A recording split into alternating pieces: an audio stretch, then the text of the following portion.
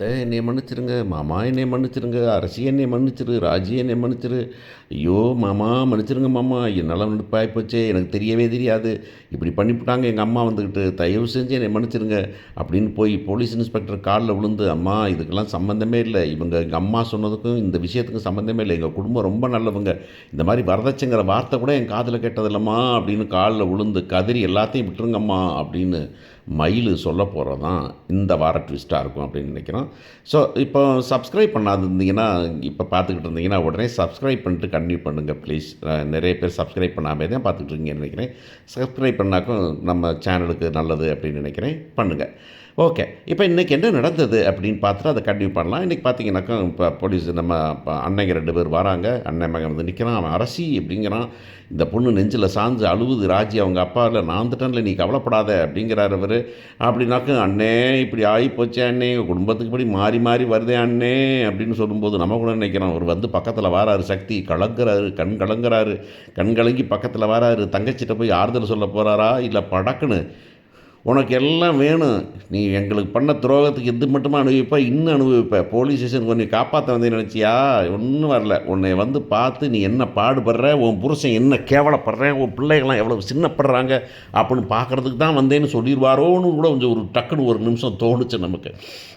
ஆனால் அவர் வந்து சொல்கிறார், இப்படிங்க என்னன்னு சொன்னாத்தானே தெரியும் அப்படின்னாக்க அவர் நாங்கள் ஒன்றுமே பண்ணலனே, என்னத்தை பண்ணுன்னு சொல்லுனாக்க ஒன்றுமே பண்ணலைங்கிறதா விஷயம் அப்படின்னு நம்ம சொல்ல வேண்டியிருக்குது.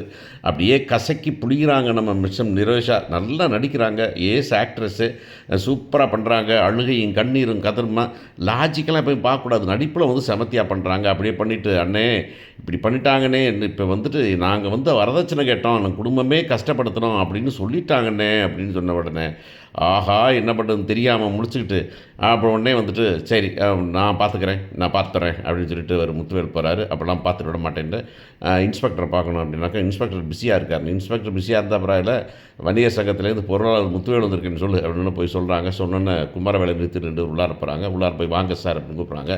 வெளியே இருக்கிற கோமதியோடைய தங்கச்சி அப்படிங்கிறாரு. சரிங்க சார், அவங்க கம்ப்ளைண்ட் பண்ணியிருந்தால் பொம்பளைங்களை கூப்பிட்டு வந்துடுங்களாம்மா சார், பொம்பளைங்க மேலே கம்ப்ளைண்ட் பண்ணியிருக்காங்க சார், நாங்கள் ஒன்றும் இல்லை விசாரிக்க தானே கூப்பிட்ருக்கோம், அவங்க ஒன்றும் அரெஸ்ட் பண்ணலையே அப்படின்னு சொல்லும்போது லூசுத்தனமாகவே பேசுகிறிய போலீஸம்மா அப்படின்னு சொல்கிற மாதிரி இருக்குது.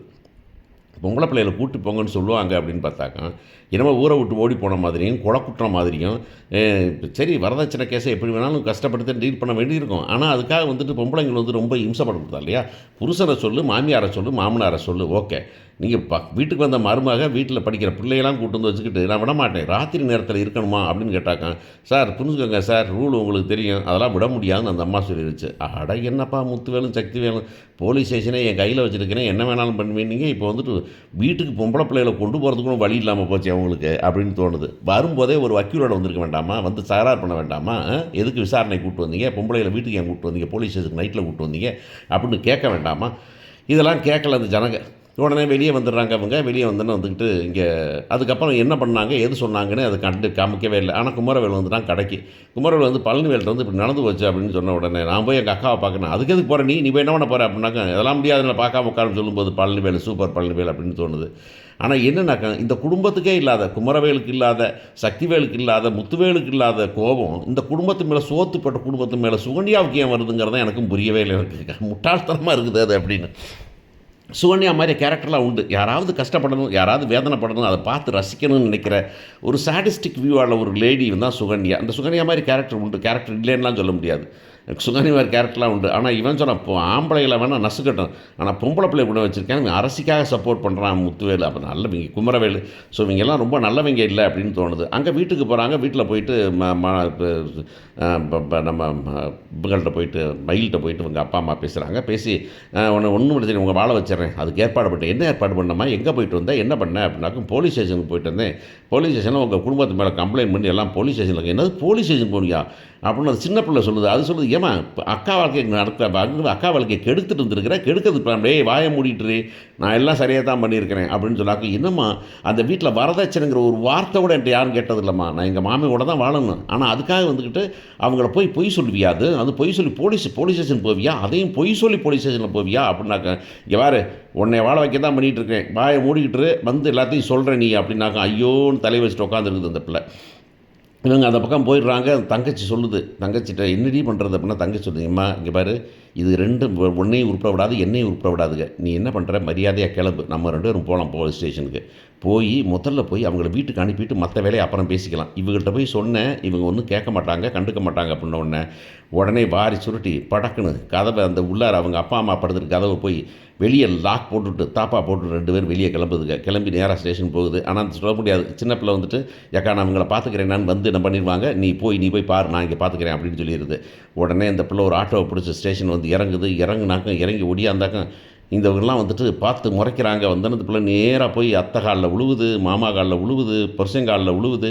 ஐயோ மன்னிச்சிருங்கங்குது. இந்த பிள்ளை எல்லோரும் வந்து என்னம்மா சத்தம் அப்படின்னாக்க உடனே இவங்க வந்துட்டு சத்தம் போகிறாங்க, ஏண்டி உங்கள் அம்மா அனுப்பி வச்சுட்டு இப்போ உங்கள் அம்மா வந்து கணுப்புங்க, எதை காலில் விழுந்தா கூட அப்போ கூட உங்களுக்கு புரியாதா அப்படிங்கிற மாதிரி தான் அந்த அம்மா பண்ணும். நீ வந்து இப்போ வந்து எங்களை பழி வாங்க வந்தியா, நீ எவ்வளவு நெஞ்செழுத்த முடியும் உனக்கு, எங்கள் மூஞ்சியை வந்து பார்க்குற அளவுக்கு அப்படின்னா, அத்தை எனக்கு ஒன்றுமே தெரியாது அத்தை இப்படி சொல்லி வந்துட்டாங்க அத்தை. என்னம்மா சத்தம் அப்படின்னா, நீ யாருமா அப்படின்னாக்கா, நான் தான் தங்கமயில்னா நான் தான் அந்த நீ தான் அந்த பொண்ணா, என்னம்மா அவங்க அம்மா அப்பா சொன்னதெல்லாம் சரியா அப்படின்னாக்க, எங்கள் அம்மா அப்பா சொன்னது எல்லாமே பொய்ங்க, எல்லாம் பொய் அப்படின்னு. என்னது எல்லாம் பொய்யா? ஆமாம், எங்கள் வீட்டில் வரதட்சணைன்னு எங்கள் அத்தை மாமா பேசுனது கூட இல்லை. இவங்க தான் எங்கள் அப்பா அம்மா தான் அவங்கள்ட்ட பொய் சொன்னாங்க. பொய் சொல்லி இப்போ என் வயசை பொய் சொல்லி, என் படிப்பை பொய் சொல்லி, நான் இப்போ சொன்னேன், நான் இது வேணான்னு சொல்லும்போதும் கேட்கல, உன்னை வாழ வைக்கிறேன்னு பண்ணிவிட்டாங்க. நீ எல்லாம் இவ்வளோ பெரிய வளர்ந்த பிள்ளையாக இருக்கிற, நீ என்ன இப்படி பண்ணியிருக்கிற, நீ எங்கள் அப்பா அம்மா தான் எல்லாம் தப்பு அப்படிங்கிறாங்க. உடனே வந்துட்டு பொய் கேஸ் கொடுத்தாலா, அவங்கள தூக்கி உள்ளார வச்சு லாடம் கட்டுறேன், அப்போ தான் சரியாக வரும் அப்படின்னு. உடனே ஏன் மேடம், நான் தான் சொன்னேன் மேடம் அப்படின்னு சொன்னாக்க, நாங்கள் என்னங்க பண்ணுறது, கம்ப்ளைண்ட் பண்ணாங்க. அவங்க வரும்போதே இந்த பிள்ளையை கூப்பிட்டு வந்தால் அப்படிங்க, அதனால தான் வந்து உங்களை இங்கே எதுக்கு உங்களை வெயிட் பண்ண சொன்னதே இந்த தங்கமயில் வந்து உங்கள் கொடுக்குற கம்ப்ளைண்ட் சரிதான்னு சொல்லட்டுங்கிறதுக்காக தான் கம்ப்ளைண்ட் பண்ணேன். அதுக்காக தான் உங்களை உட்கார வச்சுருந்தேன். இப்போ தான் சொல்லிட்டாங்கல்ல, எல்லோரும் நீங்கள் ஒரு கையெழுத்தை போட்டு நீங்கள் வரல, கிளம்புங்க, நான் பார்த்துக்கிறேன் நான் அப்படின்னு சொல்லிடுறாங்க. சொல்லிட்டு இந்த பிள்ளை வந்துக்கிட்டு, மாமா நீங்கள் மன்னிச்சிருங்க மாமா, நான் ஒன்றும் பண்ணல மாமா அப்படின்னாக்கா அவர் முறைச்சி பார்க்குறாரு.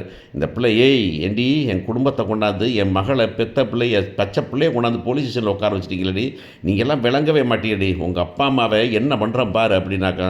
போலீஸ் வராங்கங்க, இப்போ வந்து போலீஸ் ஸ்டேஷனில் சொல்கிற வேலையா பழி வாங்குறதெல்லாம், பத்திரமா போய் குடும்பத்தை பாருங்கள்.